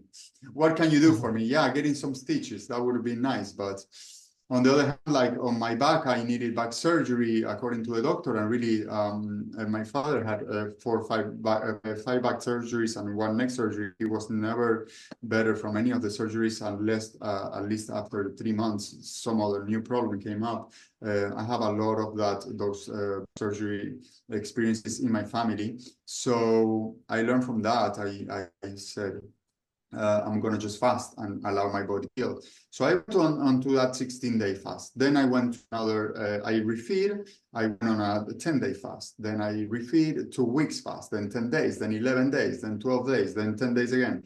I lost count. I did that for 6 months. My back was so better. Like, I had a new back after I did that then I went back to Argentina, and I did some dry fasting. I was doing that, and then I was swimming. When I would get back my energy, I would practice apnea, which is, going under the water and, just swimming with a colorful fish and the coral reef. So it was tagging of living without water, and then like being time without oxygen underwater. So, getting kind of like getting everything going in an energetic way. It was just like so much. And it was so much that I believe that's what hurt my back, because when we talk about back problems, it's really like you're carrying a lot of weight in an energetic interpretation of what I feel that I was living. And my foot injury, it's not a coincidence. It's my body telling me, like, no, not one more step. You need to stop. That like, if you cannot get in the car and drive because your back is, and you're like, like this. I couldn't put the ship very well, and because I had to push with other feet, and it was like, just shifting gears. You needed to rest, and you were not seeing. Yeah. Your body told you have to rest. Yeah. That's really, everything is aligned. So when things happen, it's because we are aligned. Because ultimately, if you hurt your foot, it means you are not looking down. You are not focused. You are not aligned. You are not paying attention to your surroundings, which means you are not there. You're not present. Yeah. So if you're not present, things happen to you, because it means you have to get back to present. And so things happen to you that stop you from being elsewhere, so that you are present. Absolutely. So you're forced to be present for 6 months. But I want to know more about like how you use this fasting to like heal your injury, your foot, your back injury. So how did that work? Well, I feel that through the process, I had like days that they were like, resting days, easy. There were a lot of iguanas animals. I would get entertained, like, just like interacting a little with them. And I was in a natural environment that really helped me a lot. And also, I is where I could prove with my own body that your body has the ability to heal itself. If you just get out of the way, because we go to a doctor and we got inflammation, and the inflammation all of a sudden is a terrible thing, so you have to take an anti-inflammatory, and it's like, I am like, wait a moment. If your body is inflamed because you have inflammation, it's because your body is working on something, or something is giving you a signal, or is processing something that needs that expansion within the cells and within the body. So I think that everything has a purpose within the body, and us like tapping into that wisdom and understanding that wisdom, that design. Think how complex it is. That I will give you an example that I love giving to people.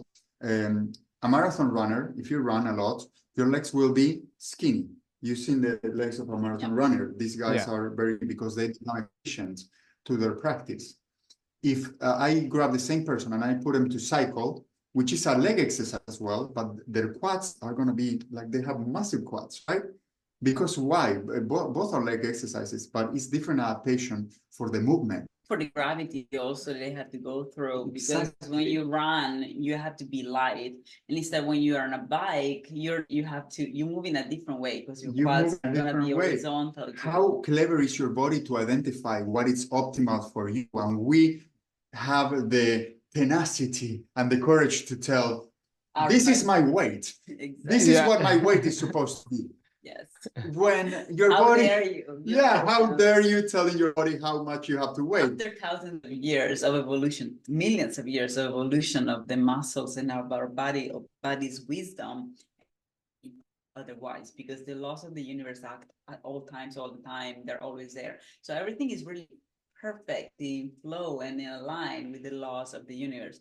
So us trying to put a pill, us trying to make an intervention, us trying to block the inflammatory process of the body is really stupid. Like, we are really stupid when we do these sort of things. We are stupid in the sense of like, there is an intelligence behind those things. We don't know really. It's like that's ignorance.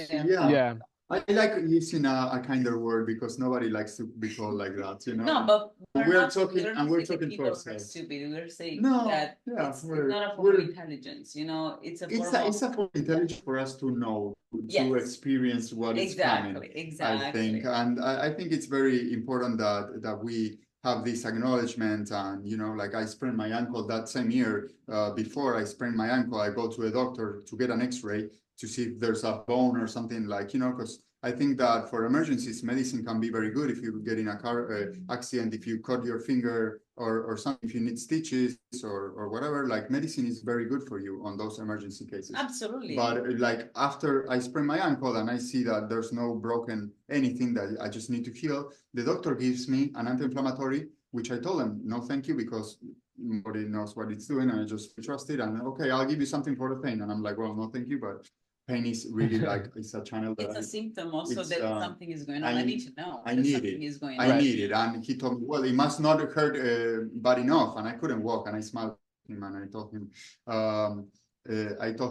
the pain is if I have to, like, I'm dragging to walk, I'm not stepping, I'm like dragging to a restroom if I needed to. I will do that, because if I take your pain medicine, I am stepping and I'm hitting, with each step I'm hitting my body in the where my body is telling me to dare to move. Today or tomorrow, maybe after tomorrow, I can move a little bit.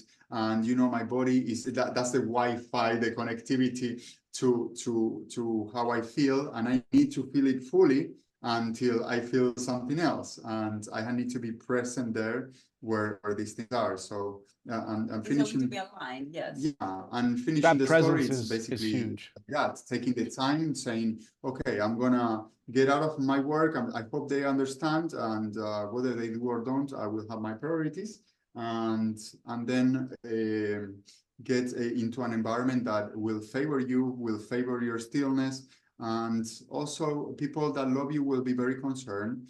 People that love you sometimes will tell you things just to protect you, because that's what they know, and that's what the best they know. I will tell you, well, fasting is very dangerous. And yes, fasting is very dangerous. You need to have a lot of knowledge to do it, because we're coming from very vulnerable places.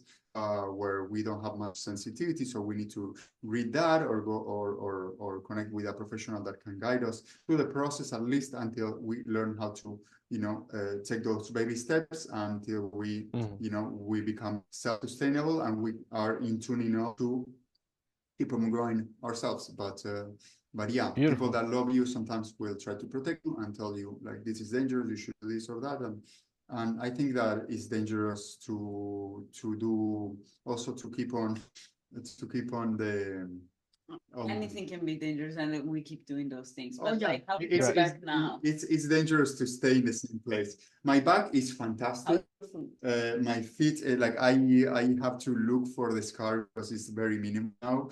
I knew how deep it was when I took the shell out because it was like quite deep, and I have some photos. But now my foot after it took like to fully heal. It took like about, I would say, 4 months or so because I was still in my muscle when I was. But you didn't do anything. You didn't stitch it. You didn't put any antibiotic. Nothing. No, And salt water from the ocean, From the and ocean. Which is sunlight. also antiseptic, like salt water is like antiseptic and antibacterial, so it's a way of like also disinfecting. Yeah. And how about the back? Did you go to the doctor?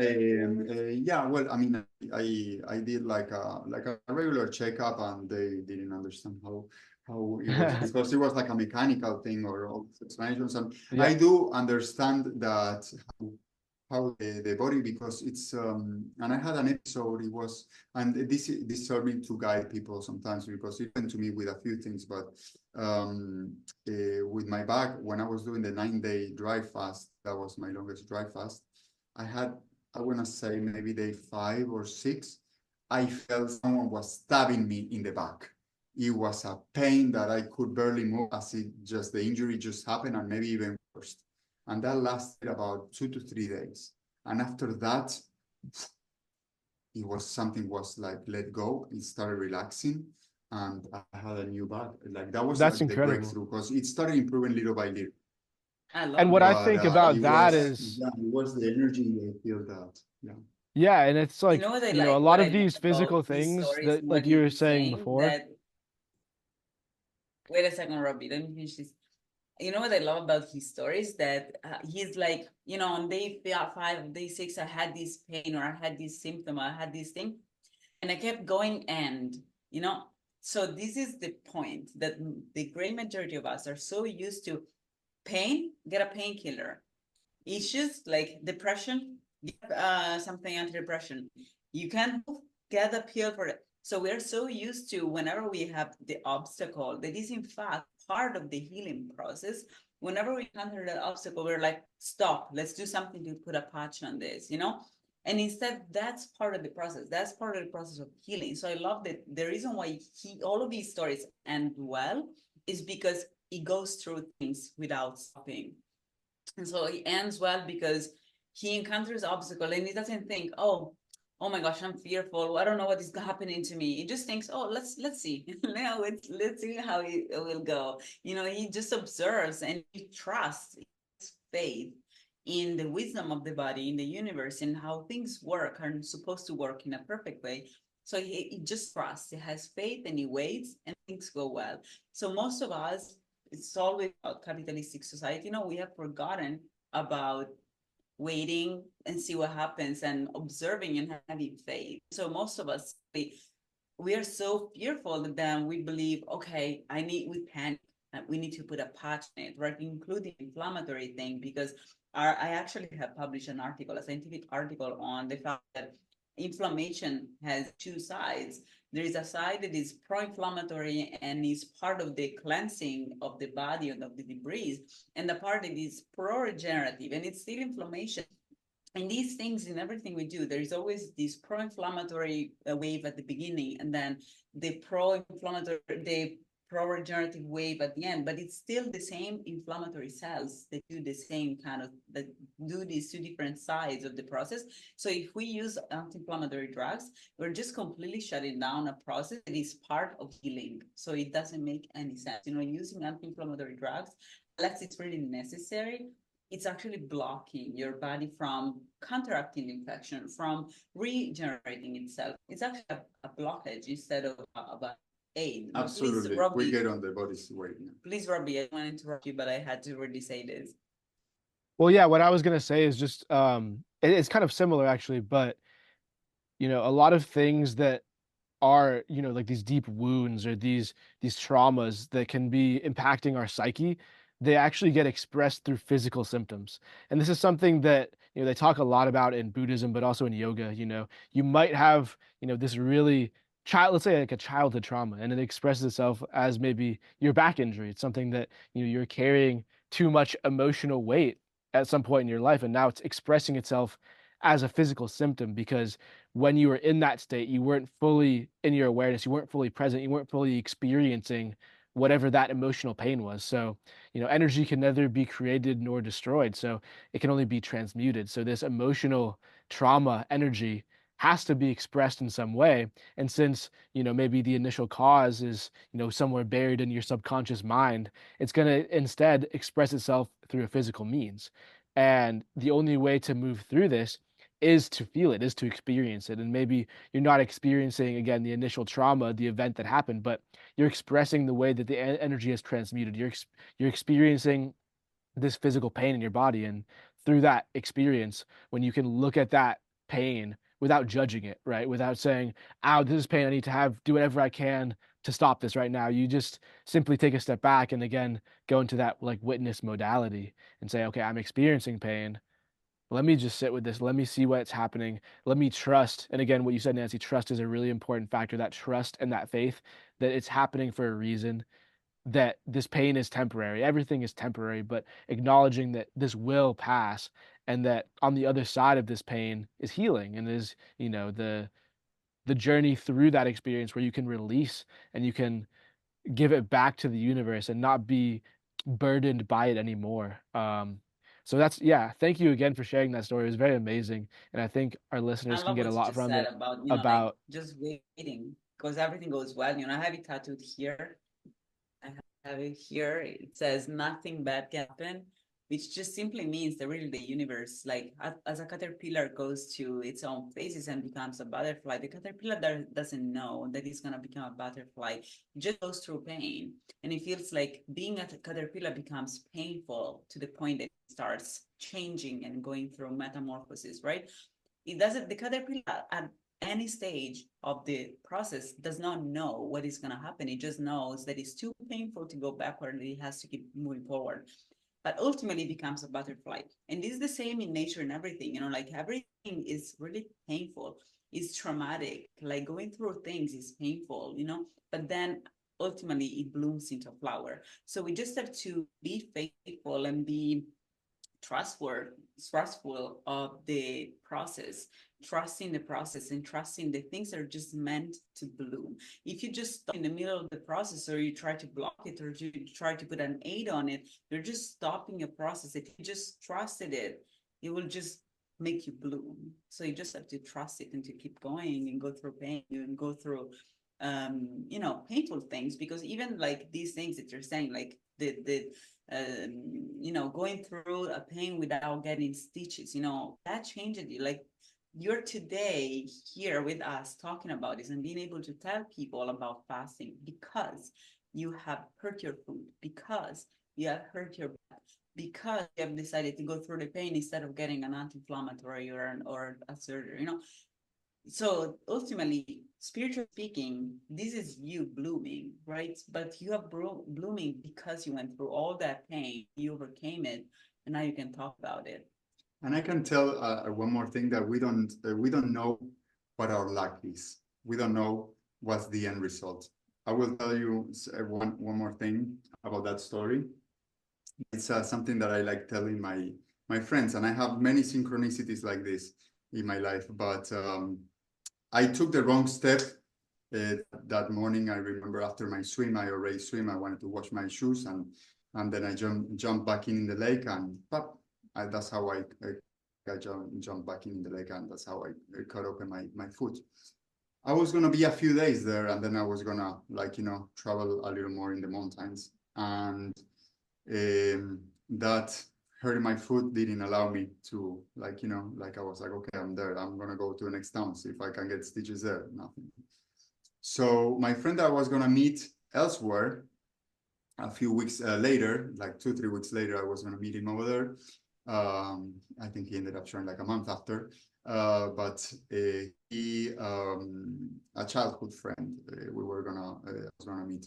He told me, well, man, like if you cannot meet me over there, I'll go and see you, and just visit you.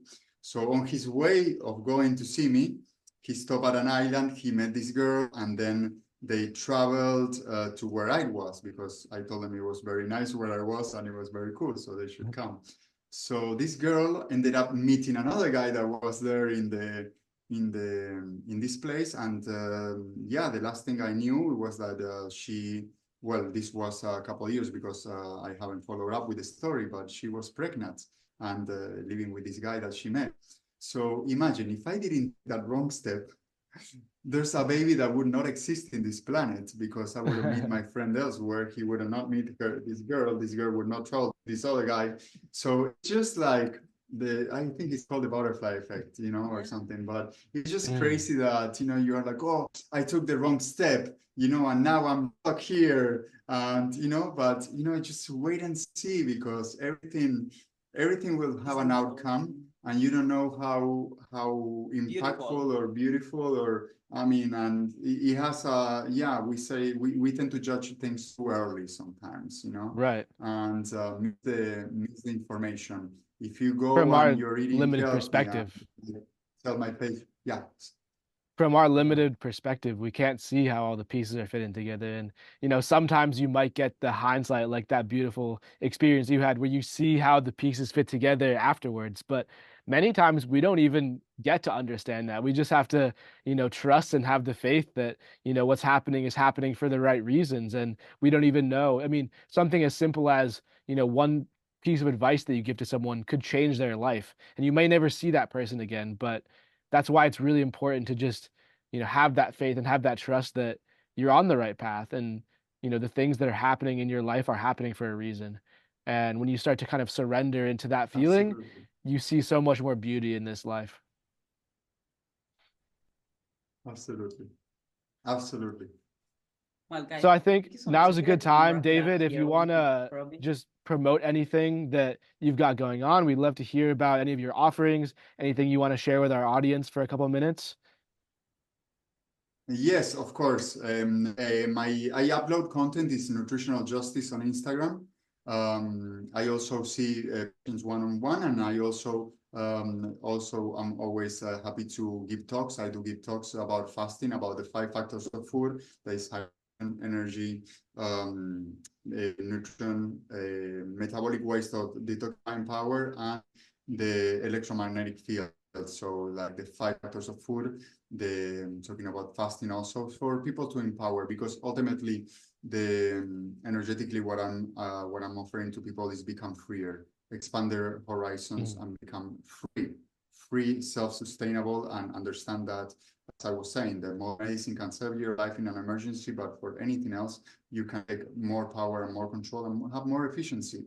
And it's just a matter of knowledge. So I am happy to share this knowledge always. Open. You can contact me on Nutritional Justice on Instagram again. And if I can give 3 things to take away from this talk, to where to get started, because we're giving a lot of information. So where to get started? It's try not to eat 4 to 5 hours before going to sleep. Don't eat. And if you're eating bananas or whatever, try not to eat, because the sun comes down. It's not a time to eat anymore. If you're hungry and you're in an empty stomach, that's a way to eat, to go to sleep. At the beginning, it's harder, then it becomes easier. You wake up in the morning, you're fully charged, like your cell phone. You're fully charged. So you don't charge your cell phone after you're 100%, right? So go and spend some energy, go for a walk, have some work, have some, read a book, whatever you do in the morning. Do it on a, movement, get some movement. You can drink water in between at night also, or in the morning, but get some movement, spend some energy before you intake energy, and you're gonna start processing a lot of things when this happens, because it's not only about food, but a lot of things will come out, and all these voids will start showing up, and hey, I'm here, and then you have to process these things, these feelings, these things that you've been putting out. And the third suggestion is, the first meal of the day, make it a meal that gives you electromagnetic field and hydrates you at a cellular level. So the first meal that I highly recommend is seasonal fruit. One type of fruit, monomilling. Monomilling is, we have this breakfast where you have to have the protein and the fats and this and this and that. The easier you make it to the digestive system, the more nutrients you're going to get out of your food. So the first meal of the day, monomeal, choose one type of fruit.